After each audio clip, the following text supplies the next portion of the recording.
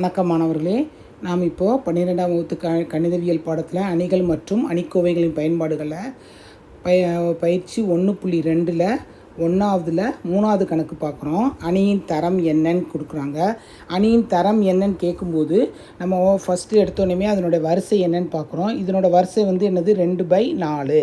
2/4ங்கும்போது எது சின்னதோ அதுதான் அணியின் தரமாக இருக்கணும்னு நம்ம எடுத்துக்கிறோம். அப்புறம் என்னது ரோ ஆஃப் ஏ கொடுத்துருக்கதை நம்ம ஏன்னு எடுத்துக்கிறோம். ஏன்னு எடுத்துக்கும் போது என்ன வரும், less than or equal to 2. அது 2ஆகவும் இருக்கலாம், இல்லை 2க்கு கீழேயாக இருக்கலாம். அப்படிங்கும்போது நம்ம 2ன்னு எடுக்கும்போது நம்ம என்ன சிற்றணி அணி வரிசையை என்ன எடுத்துக்கலாம், நம்ம 2 வரிசை உடைய, ஏன்னா இது 2/4 கொடுத்துருக்காங்க.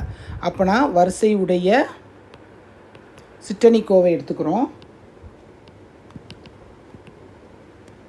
சிற்றணி கோவை என்ன எடுத்துக்கலாம், நம்ம எதுனாலும் எடுத்துக்கலாம். 1 -2 3 -6 எடுத்துக்கிறேன்.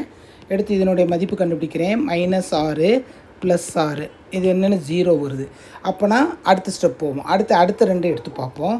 2 -1 -6 -3. இப்போ இதுக்கும் போது +6 இங்கே ப்ளஸ்ஸு -6 மறுபடியும் 0 வருது. நான் அடுத்த ஸ்டெப்பு போகிறேன். -1 0 -3 1. அதாவது சிற்றணி கோவையினுடைய மதிப்பு ≠0 வரணும். வந்துச்சுன்னா கணக்கு முடிஞ்சிருச்சு, இல்லைன்னா நம்ம அடுத்த ஸ்டெப்புக்கு போய்கிட்டே இருக்கணும். இப்போ இங்கே போடும்போது -1 0 வருது.